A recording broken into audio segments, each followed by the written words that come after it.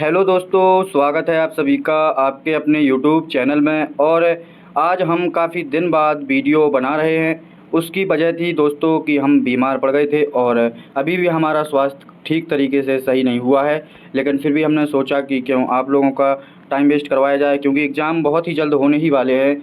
तो हमने सोचा कि जल्दी से इस मैथ की सीरीज़ को भी ख़त्म कर लेते हैं। और क्योंकि अभी तो ये वस्तुनिष्ठ यानी कि ऑब्जेक्टिव क्वेश्चंस की सीरीज़ चल रही है, अभी हम मैथ के जो है अति लघु उत्तरीय और दीर्घ उत्तरीय क्वेश्चंस भी कराएंगे। ठीक है, तो चलिए, आप लोगों ने पिछले वाले वीडियो में जो है 25 नंबर क्वेश्चंस तक देख लिए थे। डीएलएड तृतीय सेमेस्टर चतुर्थ प्रश्न पत्र गणित 25 को नंबर क्वेश्चंस तक हम लोग देख चुके थे। आज हम इस वीडियो में कंटिन्यू करेंगे 26 नंबर क्वेश्चन से। और मैं बहुत ही ज़्यादा उम्मीद करता हूँ आप लोगों से कि आप लोगों को वीडियो समझ में आ जाता होगा। नहीं, अगर कहीं भी प्रॉब्लम होती है किसी भी क्वेश्चन में तो आप लोग कमेंट जरूर कर दिया करें। ठीक है, कमेंट कर दिया करें तो हम उसका जो है अगले वीडियो में सॉल्यूशन ज़रूर बताएंगे। तो चलिए वीडियो आगे स्टार्ट करते हैं आपका बिना टाइम वेस्ट किए हुए। क्वेश्चन नंबर 26 देखते हैं। सॉरी दोस्तों, क्वेश्चन नंबर 26 हमारा यहाँ पे है कि 4 की पावर 3/2। ठीक है, 4 की पावर 3/2। अब दोस्तों इसमें एक आप लोग फार्मूला या फिर कह दीजिए कॉन्सेप्ट समझ लीजिए। कॉन्सेप्ट ये होता है इसका, इस टाइप के सवाल का कॉन्सेप्ट जो होता है मैं आपको बता दूं कि सबसे पहले किसी भी संख्या में अगर इस तरीके की घात लगी है कि वो a/b के रूप में या फिर x/y के रूप में है, मीन्स ऐसे a की पावर x/y है अगर, तो जो नीचे होता है उसको हम करणी में लिखते हैं। मतलब अंडर रूट लगा के a लिखेंगे, तो नीचे y था तो करणी में y को लिख देंगे। ठीक है, और ऊपर x था तो a के ऊपर x की पावर चढ़ा देंगे। ये हमारा नियम होता है। ठीक है, तो सेम यहाँ पे करेंगे हम कि 4 के ऊपर जो है 3 की पावर 3/2 लगी हुई है यहाँ पे। ठीक है, तो इसका मतलब ये हुआ कि 4 की पावर करणी में आ जाएगा हमारे यहाँ पे 2, यानी कि रूट आ जाएगा। और ऊपर जो लिखा है 3, इसको हम पावर चढ़ा देंगे इसके ऊपर 3। ठीक है, जो ऊपर 3 लिखा हुआ है इसको हम ऐसे 3 की पावर लगा देंगे। अब इसका मतलब ये हुआ कि अंडर रूट के अंदर 4 की पावर 3 लिखा हुआ है ये हमारा, तो इसको कैसे सॉल्व करेंगे हम, तो अंडर रूट लगा लेंगे। ठीक है, अब 4 की पावर 3 का मतलब होता है, ये आप लोग जानते होंगे, किसी की मतलब किसी भी संख्या के ऊपर जितनी पावर लगी होती है उसका हम उतने बार गुणा कर देते हैं। जैसे 4 की पावर 3 है तो इसको हम 4 गुणे 4 गुणे 4 3 बार जो है हम इसका गुणा करवा देंगे। ठीक है, जब हम 3 बार इसका हम गुणा करवा देंगे तो देखिए अंडर रूट से बाहर निकलने का एक तरीका और होता है दोस्तों। क्या होता है वो तरीका, देखिए सबसे पहले तो आप इसमें 2 2 के जोड़े बनाइए। तो देखिए इसका जोड़ा तो बन गया, इसका जोड़ा नहीं बना है, तो अब इन दोनों का जोड़ा बन गया तो इससे तो एक 4 बाहर निकल के आ जाएगा। ठीक है, क्या निकल के आएगा बाहर, इससे एक 4 बाहर निकल के आ गया। लेकिन जो ये वाला 4 बचेगा, ये वाला, इस 4 को हम आपको पता होगा कि 4 अगर अंडर रूट के बाहर जाता है तो कितना बचता है उसका, 2 आ जाता है बाहर निकल के, यानी कि इसका उत्तर कितना आ जाएगा, 4 दूनी 8 उत्तर आ जाएगा। ठीक है, एक तरीका तो ये हो गया। अगर आपको ये तरीका भी थोड़ी सा टफ लग रहा है तो सिंपल एक तरीका और होता है इसका कि 4 की पावर 3/2 लिखा है। कितना लिखा है, 4 की पावर 3/2। ठीक है, तो हम इसको कैसे लिखेंगे, तो सबसे पहले आप लोगों को पता होगा कि 4 को हम लिख सकते हैं 2 गुणे 2। 4 को क्या लिख सकते हैं, 2 गुणे 2, मतलब 2 की पावर 2 भी हम 4 को लिख सकते हैं। ठीक है, तो 4 को लिख देंगे हम 2 की पावर 2। ठीक, अब आप लोग देख सकते हैं कि जब हम 4 को जो 2 की पावर 2 लिख दे रहे हैं और ये ब्रैकेट लगा के इसके ऊपर पहले से घात लगी हुई 3/2। अब अगर ऐसे कोई भी संख्या हो कभी भी, मतलब जैसे a की पावर यहाँ पे लगा हुआ हो x और इसके ऊपर भी पावर लगी हुई हो, जैसे इसके ऊपर पावर लगी है y। ठीक है, तो कभी भी पावर के ऊपर पावर है अगर, तो उसका हम क्या करवा देते हैं, गुणा करवा देते हैं डायरेक्ट। मीन्स कैसे करवाते हैं, देखिए जैसे यहाँ पे लगा हुआ था 3 की पावर बटे 2, यानी कि ये 2 लिखा है ये वाला 2 और ये 3/2 लिखा, इनका करवा देंगे गुणा। करवा दीजिए, 2 गुणे 3/2। 2 गुणे 3/2 हम कराएंगे तो 2 से 2 ये कट जाएगा, इसका कितना बचेगा, केवल 3। तो हमारा ये निकल के आएगा यहाँ से 2 की पावर 3, क्योंकि 2 से ये 2 कट जाएगा यहाँ पे। ठीक है, जब 2 की पावर 3 का मतलब होता है आपको पता होगा 2 गुणे 2 गुणे 2, यानी कि 2 दूनी 4 दूनी 8, तो इसका आंसर हो जाएगा 8। इस सवाल को हमने 2 तरीके से सॉल्व किया। ठीक है, जो तरीका आपको अच्छा लगे आप लोग उस तरीके से सॉल्व कर सकते हैं। चलिए क्वेश्चन नंबर 27 देखते हैं। क्वेश्चन नंबर 27 यहाँ पे साधारण ब्याज का है। हमने पिछले वीडियो में साधारण ब्याज का फॉर्मूला ही बताया था, इस वीडियो में भी हम आपको बता देते हैं। ठीक है, साधारण ब्याज को हम इंग्लिश में कहते हैं सिंपल इंटरेस्ट। क्या कहते हैं, सिंपल इंटरेस्ट, मीन्स SI, इसको हम शॉर्ट में लिख देते हैं SI। सिंपल इंटरेस्ट बराबर होता है मूलधन, मूलधन मतलब P मतलब प्रिंसिपल होता है। ठीक है, इंटू R मतलब होता है रेट, रेट मीन्स दर, इंटू समय, समय मतलब T, और बटे में कर देते हैं यहाँ पे 100। ये होता है हमारा साधारण ब्याज का फॉर्मूला। तो हमसे सिंपली सवाल में यही पूछा है कि 5,000 रुपये यानी कि मूलधन का 5% की दर से, यानी कि R का मान दिया गया है, 4 वर्ष का साधारण ब्याज, हमसे SI पूछा है। इसमें क्या पूछा है, SI पूछा है। तो चलिए हम SI निकाल लेते हैं। कैसे निकालेंगे SI, देख लीजिए। सबसे पहले लिखेंगे हम यहाँ पे SI बराबर क्या लिख देंगे, देखिए सबसे पहले हमने बताया मूलधन होता है, क्या होता है मूलधन, यानी कि मूलधन का मतलब 5000, हमने यहाँ पे 5000 लिख दिया। अब हम लिखते हैं यहाँ पे दर, तो दर कितनी है हमारे पास, यहाँ पे दर हो जाएगी 5%, 5% दर हो गई। और समय कितना है 4 वर्ष, तो 4 साल हमने समय लिख दिया, बटे में कितना कर देते हैं 100, ठीक है। अब इसको सॉल्व करने का बहुत अच्छा तरीका, सिंपल तरीका देखिए, इसकी एक जीरो से इसकी एक जीरो काट देंगे, मतलब नीचे वाली संख्या से ऊपर वाली संख्या काटते हैं हमेशा, और इस वाली जीरो से इसकी इस वाली ये वाली जीरो काट देंगे। हमारे पास क्या बचा यहाँ पे हमारे पास 50 बच गया यहाँ से, और ऊपर ये इसका दोनों गुणा करवा देंगे तो 5 चौके कितना हो जाएगा 20, 20 ही आ गया यहाँ से निकल के। अब देखो 50 का और जब 20 का गुणा कराएंगे तो 2 जीरो तो ये है ही, मीन्स एक 50 में जीरो है, देखो एक जो है हमारी यहाँ पे 50 में जीरो है, एक हमारी 20 में जीरो, तो ये 2 जीरो लिख लेंगे, ठीक है। अब 5 का गुणा 2 में करवा देंगे तो कितना आ जाएगा 10, यानी कि हमारा साधारण ब्याज कितना निकल के आ गया 1000 रुपये, यहाँ पे हमारा साधारण ब्याज निकल के आ गया है, ठीक है। तो इसका आंसर कितना हो जाएगा 1000। चलिए क्वेश्चन नंबर 28 देखते हैं। क्वेश्चन नंबर 28 में दोस्तों इसमें पूछा है मिश्र धन क्या होगा, मतलब 500 रुपये का 5% वार्षिक चक्रवृद्धि ब्याज की दर से 2 वर्ष का मिश्र धन क्या होगा। देखो सिंपली इसका फॉर्मूला होता है, मिश्र धन मीन्स अमाउंट, अमाउंट मीन्स ए होता है, ठीक है। अमाउंट मीन्स अमाउंट बराबर होता है मूलधन यानी कि प्रिंसिपल ब्रैकेट के अंदर 1 प्लस आर यानी कि दर बटे 100 की पावर टी या एन, कुछ भी कर दें इस समय होता है ऊपर।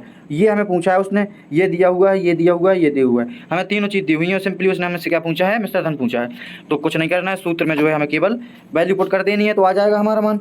देखो सबसे पहले हम लिख देंगे यहाँ पे ए यानी कि मिश्र धन, ए बराबर होता है पी, पी मतलब मूलधन यानी कि 500 रुपये मूलधन दिया हुआ है, ठीक है। ब्रैकेट लगाएंगे 1 प्लस दर कितनी है हमारे पास, दर दोस्तों यहाँ पे 5% दी हुई है, तो सिंपली लिख देंगे कितना 5/100, और समय कितना है 2 वर्ष, तो इसके ऊपर लगा देंगे पावर 2, बस यही हमारा फॉर्मूला होता है सिंपल। देखो अब हम इसको कैसे सॉल्व करेंगे, इसके 2 तरीके हैं, पहले तो इसके नीचे एक लिख के लासा लेके सॉल्व कर लें, या फिर पहले इसको हम जो है काट देंगे, क्या कर लेंगे हम इसको काट लेंगे, जैसे 5 से काटेंगे 5 से कम 5, ऊपर यहाँ से 5 दूनी 10, अब नीचे बच गया 20, ऊपर बच गया 1, ठीक है। अब हम क्या करते हैं यहाँ से, देखो ये 20 बचा, यहाँ पे 20 का गुणा यहाँ पे 1 में करवाया जाता है, 20 एकम 20, 20 एकम 20, और ये जो ऊपर 1 बचा है इसको हम जोड़ देते हैं, 20 एकम 20 और 1 21, यानी कि हमारे ब्रैकेट के अंदर आ गया कितना, यहाँ पे तो बाहर 500 ही लिखा रहेगा, और ब्रैकेट के अंदर हमारा आ गया 21/20, कितना आ गया 21/20 आ गया, ठीक है। अब इसकी 21/20 की पावर 2 लगी है यहाँ पे ये, ठीक है। इसका मतलब क्या हुआ, 2 बार हम लिख देंगे 21/20, ठीक है, हमने 2 बार लिख दिया यहाँ पे 21/20, ठीक है, 2 बार हमने यहाँ पे 21/20 लिख दिया। अब देखो कैसे सॉल्व करेंगे, अब वही तरीका फिर से हम देखो अपनाएंगे, देखो इसकी एक जीरो से इसकी एक जीरो खत्म कर देंगे, इसकी एक जीरो से इसकी एक जीरो खत्म कर देंगे, ठीक है। अब हमारे पास ऊपर बच गया 5 गुणा 21 बटे नीचे 2 दूनी 4 बचा, हमारे पास क्या बचा, हमने देखो लिख लिया यहाँ पे ए बराबर हमारे पास बचा 5 गुणा 21 का मतलब होता है 441, ठीक है, बटे में बचा यहाँ पे 4, ठीक है।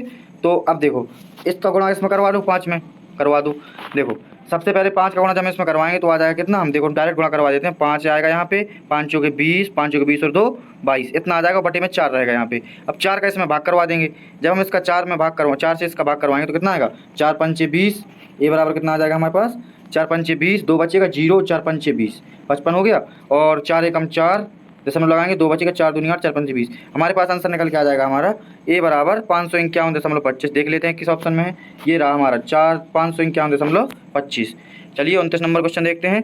ये दोस्तों वीडियो थोड़ा बड़ा हो जाएगा क्योंकि हम सोच रहे हैं कि इस वाले वीडियो में पूरे बहुविकल्पी क्वेश्चन कवर कर लिए जाएं, ठीक है, क्योंकि आगे जो है आपको अभी हमें अति लघुत्तरी और लघुत्तरी क्वेश्चन भी सॉल्व करवाने हैं ताकि आप लोग एग्जाम में अच्छे से परफॉर्मेंस अपना करके आएँ, ठीक। तो चलिए क्वेश्चन नंबर 29 देख लेते हैं। सॉरी दोस्तों थोड़ा गला ख़राब है अभी। यहाँ पे हमसे पूछ रहा है कि 200 रुपये का 10% वार्षिक ब्याज की दर से 2 वर्ष का चक्रवृद्धि ब्याज क्या होगा। अब दोस्तों हमसे उसने पूछा है चक्रवृद्धि ब्याज, तो हमें चक्रवृद्धि ब्याज पूछ दे वो, चाहे हमसे चक्रवृद्धि मिश्रधन पूछ दे, हमें सबसे पहले चक्रवृद्धि मिश्रधन ही निकालना है, ठीक है, क्योंकि मिश्रधन का मतलब क्या होता है, मिश्रधन में ब्याज छुपा होता है, ठीक है। मिश्रधन में ब्याज छुपा होने का मतलब ये होता है दोस्तों, मिश्रधन में ब्याज छुपे होने का मतलब ये होता है कि हमने कितना रुपये उधार लिया वो प्लस हमने कितना ब्याज दिया उसके लिए, चाहे साधारण ब्याज हो चाहे चक्रवृद्धि ब्याज हो, ये होता है हमारे मिश्रधन का मतलब, ठीक है। तो सबसे पहले हम इसका क्या निकालेंगे, मिश्रधन। तो चलिए हम मिश्रधन निकाल लेते हैं। मिश्रधन निकालने के लिए वही फार्मूला, अब हम फार्मूला रिपीट नहीं करेंगे, अब हम डायरेक्ट बताएंगे। ए बराबर फार्मूला होता है पी, पी का मतलब 200 मूलधन है यहाँ पे, ब्रैकेट में क्या करेंगे यहाँ पे दर यानी कि 1 + 10/100, और समय कितना है 2 वर्ष का यहाँ पे हमें समय दिया हुआ है। बस सिंपल सी कैलकुलेशन है, इसको हम सॉल्व कर लेंगे, इसकी एक जीरो से हम इसकी एक जीरो काट देंगे, ठीक है। अब हमने बताया था नीचे जो बचता है इसकी गुणा करवाते हैं 1 में, तो 10 एकम 10, और जो ऊपर बचता है उसको जोड़ देते हैं, तो 10 एकम 10 और 1 11, ऊपर 11 बचा नीचे 10 बचा, ठीक है। तो ए बराबर कितना आ गया हमारे पास, ए बराबर आ गया दोस्तों हमारे पास यहाँ पे 200 गुणे 11/10, ठीक है। और इसकी पावर 2 लगी थी तो हम इसको क्या कर देंगे, 11/10 दो बार लिख देंगे, ठीक है। अब देखना है यहाँ पे आप लोग, 10 की एक जीरो से इस 200 की एक जीरो कट जाएगी, इस वाले 10 की एक जीरो से इसकी एक जीरो कट जाएगी। नीचे हमारे पास क्या बचा, एक एक, एक का मतलब कुछ होता ही नहीं है नीचे, ठीक है। ऊपर बचा हमारे पास 2 गुणे 11 यानी कि ए बराबर कितना आया हमारे पास, ए बराबर आ गया हमारे पास 2 गुणे 11, ठीक है। तो चलिए हम इसको आगे देखते हैं कैसे करेंगे सॉल्व। हमारे पास ए बराबर निकल के आया 2 गुणे 11 दोस्तों होता है हमारा 121, कितना होता है 121। तो ए बराबर हो जाएगा यहाँ पे हमारा, जब हम 2 का गुणा करवा देंगे तो 242 यहाँ पे हो जाएगा, कितना हो जाएगा 242। अब हमारे ये आ गया यहाँ पे मिश्रधन। अब हमें क्या निकालना है यहाँ पे, हमें निकालना है चक्रवृद्धि ब्याज निकालना है, ठीक है। हमें यहाँ पे निकालना है चक्रवृद्धि ब्याज। तो चलिए चक्रवृद्धि ब्याज निकालते हैं। चक्रवृद्धि ब्याज यानी कि CI, तो CI बराबर होता है यहाँ पे A माइनस पी का मतलब ये 242 माइनस 200 कर देंगे, ठीक है। 200 क्योंकि मूलधन है यहाँ पे, तो 242 में से 200 घट जाएगा तो कितना बच जाएगा यहाँ पे, तो 42 रुपये का क्या मिल गया यहाँ पे हमें, चक्रवृद्धि ब्याज मिल गया 42 रुपये का, ठीक है। तो चलिए 30 नंबर क्वेश्चन देखते हैं। बैंक सर्वाधिक ब्याज देता है, तो बैंक दोस्तों जो ब्याज देता है स्थायी जमा खाते में, ठीक है। चालू खाते में ब्याज मिलता नहीं है उतना ज़्यादा, स्थायी जमा खाते में ब्याज देता है सबसे ज़्यादा बैंक। अब देखना 31 नंबर क्वेश्चन है कि ब्याज यानी बचत खाता खोला जा सकता है, तो ये जो है एक नाम से भी खोला जा सकता है और संयुक्त नाम से भी खोला जा सकता है, ठीक है। संयुक्त नाम का मतलब होता है ज्वाइंट खाता खुलवाते हैं जैसे हम लोग, उसी को बोलते हैं। तो क्वेश्चन नंबर 32, लघु गणक के अंतर्गत जिन संख्याओं में जब कोई आधार नहीं होता तो आधार क्या होता है, तो 10 होता है आधार। ये लघु गणक का मतलब लॉग वाले सवालों में कह रहा है कि जो लॉग वाले सवाल होते हैं उसमें जब कोई आधार नहीं होता तो उसमें नीचे 10 आधार मान लिया जाता है, ठीक है। तो चलिए क्वेश्चन नंबर 33 देखते हैं। 100 का एक स्टॉक 125 के भाव में बिकता है तो वास्तविक ब्याज की दर होगी, ठीक है। हमसे क्या पूछा है उसने, वास्तविक ब्याज की दर पूछी है उसने, ठीक है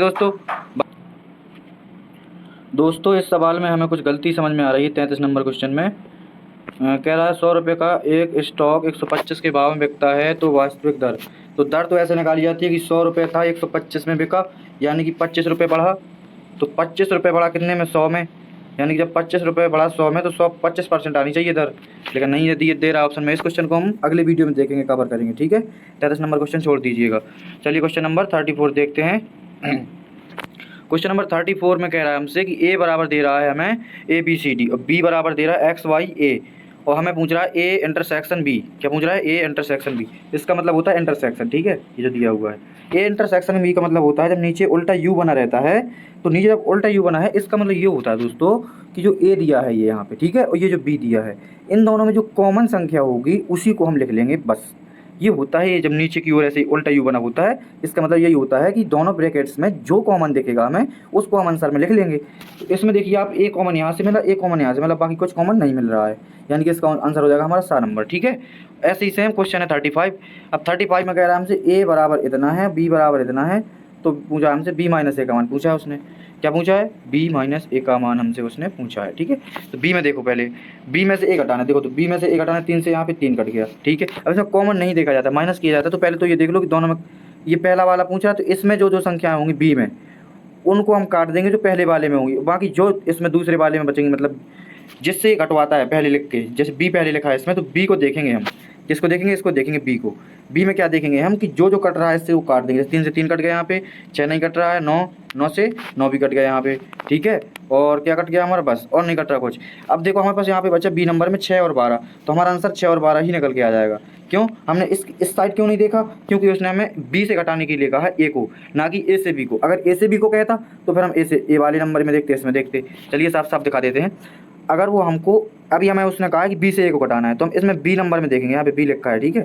हम देखेंगे बी नंबर में कौन कौन सी संख्या पहले वाले से कट रही है, तो 3 कट रहा है 3 काट दिया, यहाँ पे 9 कट रहा है 9 काट दिया। अब बी में से घटाने को बोला था उसने, तो बी में कितना बचा हमारे पास, 6 और 12 बचे, तो आंसर इसका 6 12 हो जाएगा। अगर वो इसी में पूछता ए माइनस बी बताओ, जब ए माइनस बी पूछता तो देखो 3 से 9 कट गया, मतलब सॉरी 3 से 3 कट गया, 9 से 9 कट गया इसका, इसमें तो हमारे पास जो जब ए माइनस बी आता अगर तो उसमें बचता 1 5 7 11 ये बच जाता, ठीक है। समझ में आया होगा उम्मीद करते हैं, ठीक है। चलिए क्वेश्चन नंबर 36 देखते हैं। 36 में कह रहा है कि -1 और +1 के बीच धन पूर्णांकों का कौन सा समुच्चय है, तो रिक्त समुच्चय है, ठीक है। क्या है, रिक्त समुच्चय, यहाँ पे 12 नंबर इसका हो जाएगा। चलिए क्वेश्चन नंबर 37 देखते हैं। x बिलोंग टू ए का अर्थ क्या होता है, इसका मतलब होता है x जो है समुच्चय ए का अवयव है, मतलब समुच्चय ए का अवयव मतलब x इक्वल टू ऐसे कर देते हैं ना हम, x y z ऐसे लिखते हैं जो, तो इसका मतलब x जो है ए से संबंधित है, ठीक है। x समुच्चय ए का अवयव है, ठीक, ये याद कर लेना। इसको बोलते हैं हम, जो ये तीर होता है ई जैसा, इसको बोलते हैं बिलोंग टू। ठीक, क्या बोलते हैं? Belong to. चलिए देखते हैं 38 नंबर क्वेश्चन में कह रहा है हमसे कि समुच्च 1 2 3 के उप समुच्च की कुल संख्या होगी। तो दोस्तों उप समुच्च निकालने के लिए आप लोगों को क्या करना होगा, सिंपली कितना दिया हुआ है हमें यहाँ पे, 1 2 3 संख्याएं दी हुई हैं। कितनी संख्याएं? 3 संख्याएं।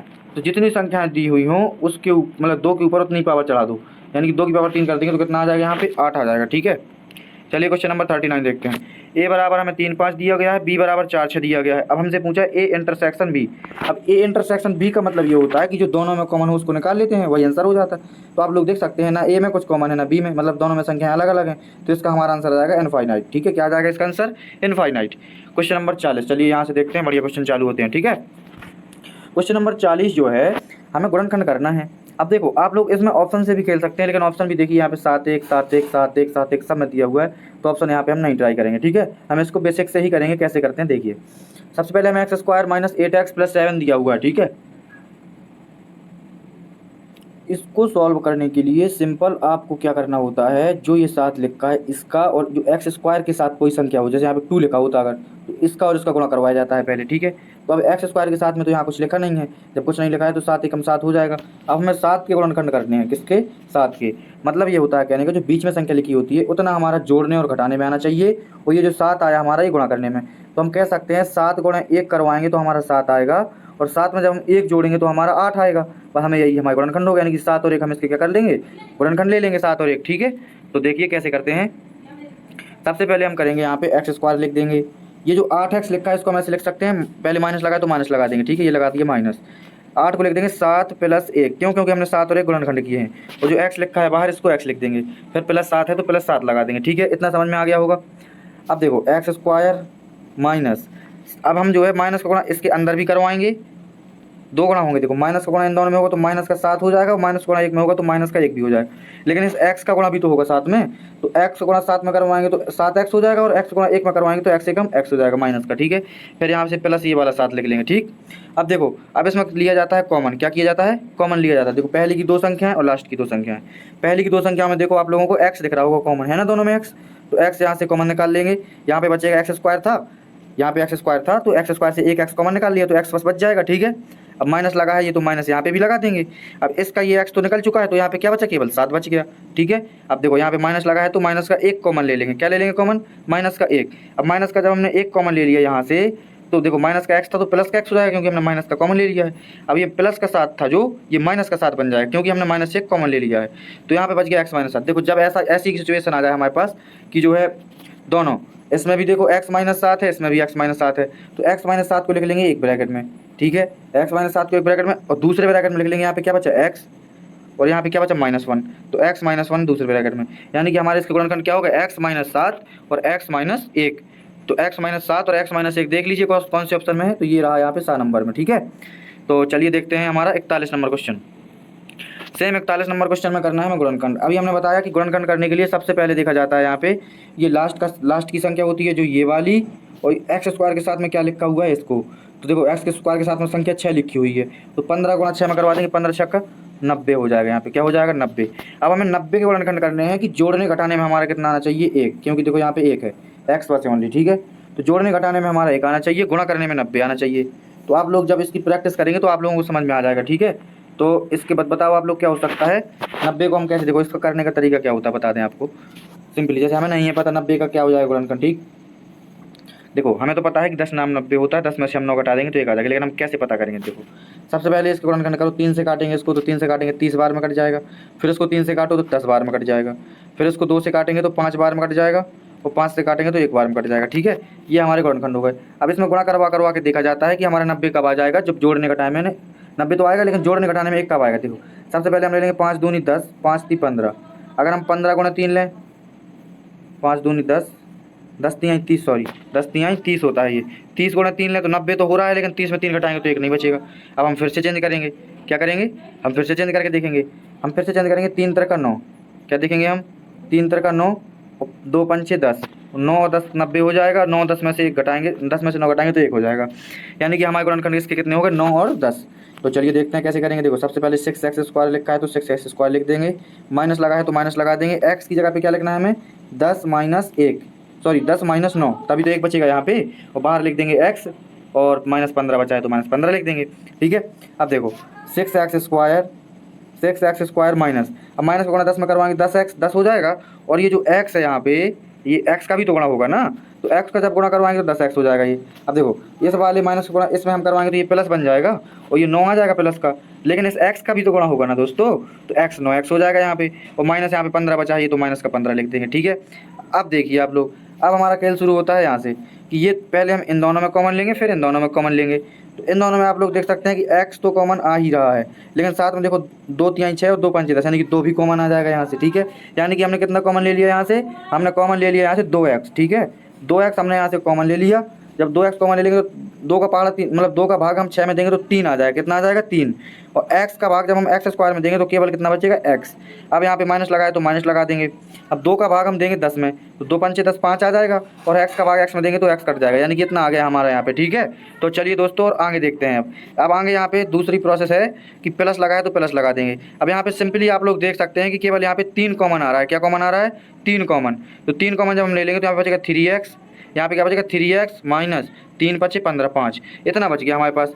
यानी कि हम लिख सकते हैं, देखो हमने बताया था अभी कि जैसे इसमें भी 3x माइनस 5 है, इसमें भी 3x माइनस 5 है, जब दोनों में सेम हो जाता है तो एक ब्रैकेट में लिख लेते हैं पूरा। ठीक है, जैसे कि 3x माइनस 5 हमने एक ब्रैकेट में लिख लिया, और अगले ब्रैकेट में हम क्या लिख लेते हैं, ये यहाँ पे 2x बचा तो हम यहाँ पे 2x लिख लेंगे, माइनस सॉरी प्लस, यहाँ पे प्लस 3 बचा तो प्लस हम 3 लिख लेंगे। यही हमारे गुणनखंड हो जाएंगे। क्या हो जाएंगे? 3x माइनस 5 और 2x प्लस 3, तो 3x माइनस 5 और 2x प्लस 3, ये रहा हमारा ऑप्शन, 3x माइनस 5 और 2x प्लस 3। उम्मीद करता हूँ कि समझ में आ रहा होगा आप लोगों को। ठीक है, गुणनखंड करने में कहीं भी समस्या आ रही हो बता देना, हम एक छोटा सा वीडियो अलग से बना के अपलोड कर देंगे, उसमें हम बहुत ही डिटेल से समझा देंगे गुणनखंड कैसे किए जाते हैं। ठीक है, मैंने वैसे कोशिश तो की है पूरी कि यहीं पर समझ में आ जाए आप लोगों को, लेकिन फिर भी समझ में ना आए तो आप लोग कमेंट करके जरूर बता देना। ठीक है, चलिए क्वेश्चन नंबर 42 देखते हैं।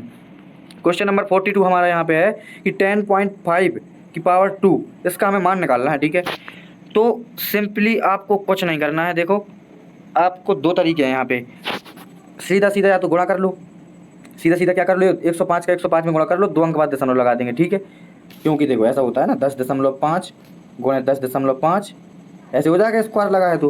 अब 10.5 का तब 10.5 में गुणा कराएंगे तो देखो जिस भी संख्या के पीछे अभी हम दशमलव इग्नोर करते हैं थोड़ी देर के लिए। ठीक है, दशमलव हम इग्नोर करते हैं, हम इसको मानते हैं ये 105 लिखा हुआ है। कितना लिखा है?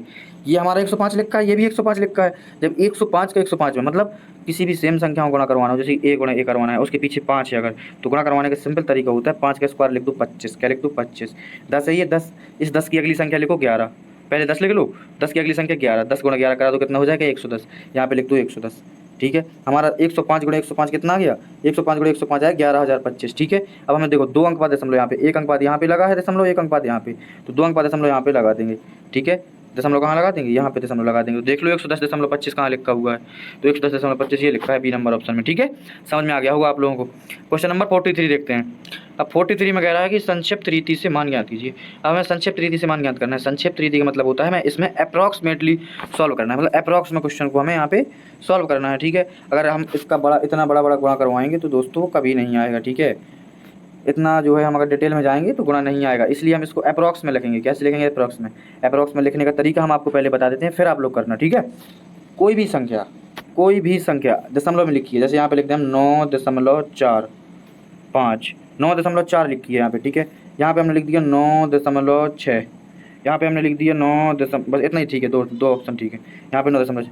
तो अप्रॉक्सीमेटली का मतलब ये होता है कोई भी संख्या, जैसे दशमलव के बाद यहाँ पे क्या है? 4 है, अगर ये 5 से छोटा है तो हम इसको 9 ही लिख देंगे। अगर ये दशमलव के बाद वाला मान 5 से बड़ा है तो हम इसको 1 बढ़ा के, यानी कि 9 में 1 बढ़ा के 10 लिख देते हैं। ठीक है, समझना दोस्तों। अगर दशमलव के बाद या फिर इसके पीछे ये जो अंक है, ये वाला अंक 5 से हमारा छोटा है तो हम उस संख्या को वही लिख देते हैं जो दशमलव के उसके पहले होती है। 9 का 9 लिख दिया हमने। लेकिन अगर यहाँ पे 5 से ज़्यादा है, यानी कि देखो 6 है यहाँ पे, तो हम 6 हटा के संख्या को सीधे 9 की जगह पे 10 लिख देते हैं। ठीक है, जैसे हमारा ये सवाल दिया हुआ है 5.41, तो 5.4 है। अब ये जो 4 है ये 5 से कम है ना, तो इसको हम केवल 5 लिख लेंगे इंटू, यहाँ पे 4.36 लिखा हुआ है, तो 4.3 लिखा है, तो 3 तो 5 से छोटा है ना, तो इसको हम डायरेक्ट 4 लिख लेंगे। हम इसको 5 नहीं लिख सकते 4 को। ठीक है, और माइनस लगाए तो माइनस लगा देंगे। अब देखो 3.23 लिखा है, तो इसको भी हम केवल 3 ले लेंगे, और 5.41 तो इसको भी हम केवल 5 ले लेंगे। ठीक है, माइनस 5.41 तो इसको भी हम केवल क्या ले लेंगे? 5 ले लेंगे, इंटू ये 1.13 तो इसको हम केवल क्या ले लेंगे? 1 ले लेंगे। बस हो गया हमारा सॉल्व। ठीक है, 5 चौके 20 आ जाएगा यहाँ पे, माइनस 5 तिहाई 15 हो जाएगा यहाँ पे, माइनस 5 एकम 5 हो जाएगा यहाँ पे। अब 15 माइनस का है 5 माइनस का है यहाँ पे, 15 माइनस का 5 माइनस का 20 हो जाएगा यहाँ पे, और 20 प्लस का पहले से है, तो 20 में से 20 घटाओगे कितना आएगा 0। तो यहाँ पे इसका आंसर कितना हो गया हमारा 0। चलिए क्वेश्चन नंबर 44 देखते हैं। 44 क्वेश्चन सीधे फॉर्मूला है। फॉर्मूला कहता है हमारा भाज्य बराबर क्या होगा, तो भाज्य बराबर होता है भाजक गुणा भागफल प्लस शेषफल। ठीक है, भाज्य बराबर क्या होता है, भाजक गुणा भागफल प्लस शेषफल। अब देखना है यहाँ पे एक हम आपको इसमें कॉन्सेप्ट बता देते हैं, भाज्य बराबर भाजक गुणा भागफल प्लस शेषफल का कॉन्सेप्ट क्या होता है। तो आप लोगों ने भाग तो बहुत ज़्यादा ही किए होंगे, हमें पता है। भाग हम लोग कैसे करते हैं, ऐसे हम लिखते हैं, यहाँ पे कोई संख्या लिख लेते हैं, यहाँ पे जैसे ए लिख लें, इसका यहाँ पे जिसमें भाग करना होता है उसको लिख लेते हैं, और यहाँ पे कोई संख्या लिख लेते हैं। तो जो ये होता है हमारा, ये होता है हमारा क्या, भाजक। क्या होता है यहाँ पे जो लिखता होता है भाजक, मीन्स भाग करने वाला क्या कहलाता है, भाजक। और यहाँ पे जो आता है हमारा ये, ठीक है, ये जो हमारा आता है ये होता है हमारा भागफल। क्या होता है, भागफल। और ये जो नीचे शेष बचता है यहाँ पे बचता है शेष। ठीक है, और ये होता है हमारा भाज्य। क्या होता है, भाज्य। भाज्य का मतलब होता है किस संख्या में हमें भाग करना है, और भाजक का मतलब किस से हम भाग कर रहे हैं। ठीक है, उम्मीद करते हैं समझ में आया होगा। चलिए 45 क्वेश्चन देखते हैं। 45 क्वेश्चन है, प्रथम 5 अभाज्य संख्याओं की माध्यिका क्या होगी। अब देखना, माध्यिका निकालना है हमें, क्या निकालना है, माध्यिका। तो पहले तो हमें पहली 5 अभाज्य संख्याएं चाहिए। तो पहली हमारी अभाज्य संख्या 2, फिर 3, फिर 5, फिर हमारी 7, फिर हमारी 11।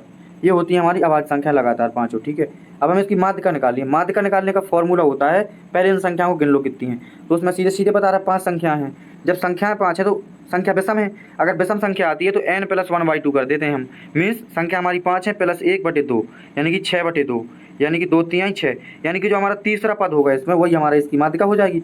तीसरा पद गिन लेते हैं, पहला दूसरा तीसरा। तीसरा क्या है हमारे यहाँ पे 5, तो इसकी माध्यिका कितनी हो जाएगी, माध्यिका हो जाएगी हमारी यहाँ पे 5। ठीक है, तो चलिए क्वेश्चन नंबर 46 देखते हैं। अब इसमें हमसे पूछा है कि आंकड़ों की माध्यिका क्या होगी। देखो फिर से हम बता देते हैं, पहले इसकी हम संख्या गिने कितनी।